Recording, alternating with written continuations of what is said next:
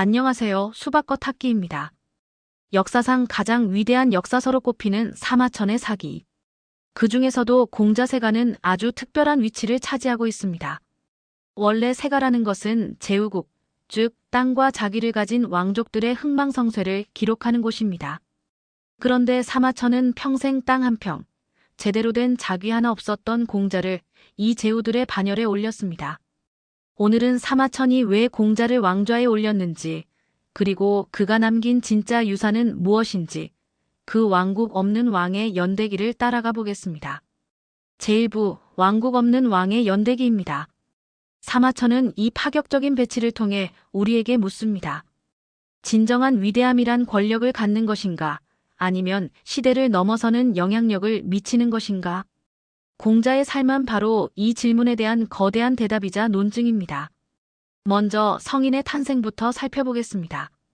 공자의 집안은 원래 송나라 왕실의 후예였지만 정치적 혼란 때문에 노나라로 망명해 온 몰락한 귀족 가문이었습니다. 겉으로는 명분이 있었지만 현실은 기성 권력밖에 비주류였죠. 사마천은 공자의 출생에 대해 아주 흥미로운 표현을 씁니다. 바로 야합이라는 단어인데요. 늙은 아버지 숭냥을과 젊은 어머니 안씨가 정식 혼례 절차 없이 맺어졌다는 뜻입니다. 사마천이 굳이 이 표현을 쓴 이유는 분명합니다. 공자의 위대함이 핏줄이나 정해진 운명에서 나온 게 아니라 오직 그 자신의 노력과 인격에서 비롯됐다는 걸 처음부터 못 받고 시작하는 겁니다. 어린 시절은 가난했습니다. 일찍 아버지를 여의었고요. 그런데 이 꼬마 공자가 즐겨했던 놀이가 참 독특합니다. 제사 지낼 때 쓰는 그릇인 조두를 늘어놓고 예법을 흉내내는 게 취미였다고 합니다. 누가 시킨 것도 아닌데 예에 대한 본능적인 끌림이 있었던 거죠. 청년이 되어서는 먹고 살기 위해 창고직이나 목장 관리인 같은 미관말직을 전전했습니다. 하지만 공자는 이런 낮은 자리에서도 일을 빈틈없이 처리하며 자신의 비범함을 증명해냈습니다. 진정한 고귀함은 지위가 아니라 태도에 있다는 걸 몸소 보여준 셈입니다. 공자 인생의 하이라이트는 바로 14년간의 주유천하입니다. 자신의 도덕 정치, 즉 덕치를 실현해줄 군주를 찾아 천하를 떠돌았는데요. 결론부터 말하자면 이 여정은 철저한 실패의 연속이었습니다. 거절당하고 쫓겨나고 무시당했죠. 하지만 역설적이게도 이 정치적 실패의 시간은 공자의 사상을 단단하게 만드는 용광로가 되었습니다. 특정 국가의 재상이 되지 못했기 때문에 오히려 한 나라를 넘어선 보편적인 가치를 정립할 수 있었던 겁니다. 지도를 보실까요? 노나라를 떠나 위나라, 송나라, 조나라, 정나라, 진나라, 채나라. 정말 험난한 길이었습니다. 14년 동안 편안한 날보다 위태로운 날이 더 많았던 그야말로 고난의 행군이었습니다. 이 여정 중에 공자는 당대의 거물들을 만납니다. 주나라 낙양에서는 도가의 시조인 노자를 만났는데요. 노자는 공자에게 당신의 총명함과 날카로운 언변이 오히려 몸을 위태롭게 할 수 있으니 교만함을 버리라고 충고합니다. 현실 참여를 중시하는 육아와 이를 비판하는 도가의 긴장감이 느껴지는 대목이죠. 제나라에서는 경공이 공자를 등용하려 했지만 현실주의자인 제상안영이 가로막습니다. 유학자들은 현실 감각이 없고 예법만 따지며 돈만 쓴다는 독설을 날리며 반대했죠. 결국 등용은 무산됩니다. 가장 큰 위기는 진나라와 채나라 사이에서 포위되었을 때 이른바 진체지액 사건입니다. 식량은 떨어졌고 제자들은 병들어 일어날 수도 없었습니다. 주변의 은자들은 세상은 이미 썩었는데 누굴 고치겠다고 저러냐며 조롱했죠. 하지만 공자는 흔들리지 않았습니다. 새나 짐승과 더불어 살 수는 없다. 내가 이 세상 사람들과 함께하지 않으면 누구와 함께하겠는가? 현실이 아무리 시궁창이라도 인간 사회를 떠나지 않겠다는 지독하리만큼 단단한 휴머니즘을 보여준 순간입니다. 이런 스승 곁에는 개성 강한 제자들이 있었습니다. 가장 아꼈던 수제자 안회. 그는 모두가 절망할 때도 평정심을 잃지 않았습니다. 스승님의 도가 너무 커서 세상이 받아들이지 못하는 겁니다. 세상이 쓰지 않는다고 해도 그것이 군자임을 증명하는 것입니다. 라며 스승을 위로했죠. 공자의 정신 세계를 가장 완벽하게 이해했던 제자였습니다. 반면 현실적인 능력자들도 있었습니다. 자공은 탁월한 외교가이자 상인이었습니다. 진체지액의 위기에서 초나라 군대를 움직여 일행을 구해낸 것도 자공의 외교술 덕분이었죠.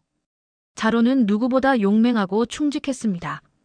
비록 나중에 위나라의 정변에 휘말려 비극적인 최후를 맞이했지만 죽는 순간까지 각 끈을 고쳐 매며 의로움을 지켰던 공자가 가장 아끼면서도 걱정했던 제자였습니다.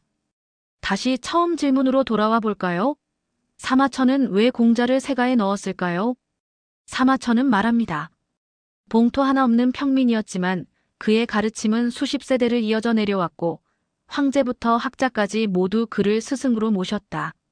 즉 땅으로 이어지는 왕조는 망할 수 있어도 공자가 세운 정신의 왕조는 영원하다는 겁니다.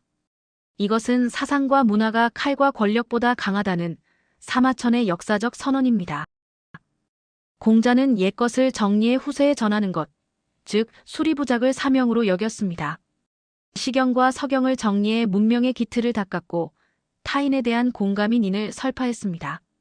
개인의 수양이 사회의 조화로 이어지는 이 거대한 설계도는 특정 국가를 넘어 동아시아 전체의 문명이 되었습니다. 제2부 시대를 초월한 언어입니다. 공자세가는 단순한 역사 기록이 아닙니다. 공자의 삶, 그 치열했던 순간순간이 굳어져 우리가 지금도 쓰는 고사성어가 되었습니다. 오늘 살펴볼 세 가지 성어는 위편 3절, 상가지고, 불치하문입니다. 이 단어들 속에는 공자의 열정, 겸손, 그리고 인간적인 매력이 고스란히 담겨 있습니다. 하나씩 뜯어보겠습니다. 첫 번째, 위편 3절입니다. 가죽끈이 3번 끊어졌다는 뜻이죠. 공자가 말년의 주역에 얼마나 심취했는지 대나무 죽간을 엮은 가죽끈이 닳아서 끊어질 정도였다고 합니다.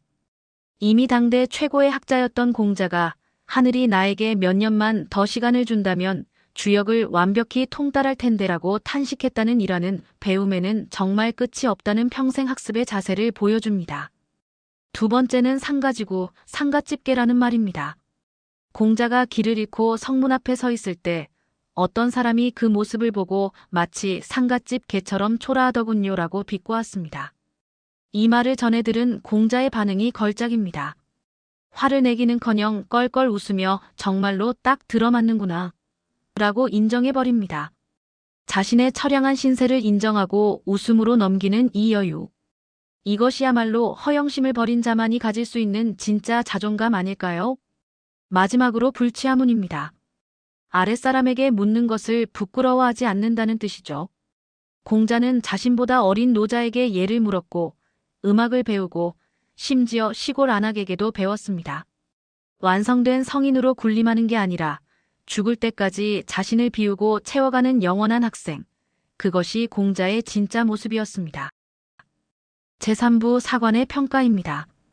역사가 사마천은 이 거대한 드라마를 통해 우리에게 무엇을 말하고 싶었을까요? 사마천은 역사를 하나의 도덕극으로 연출합니다.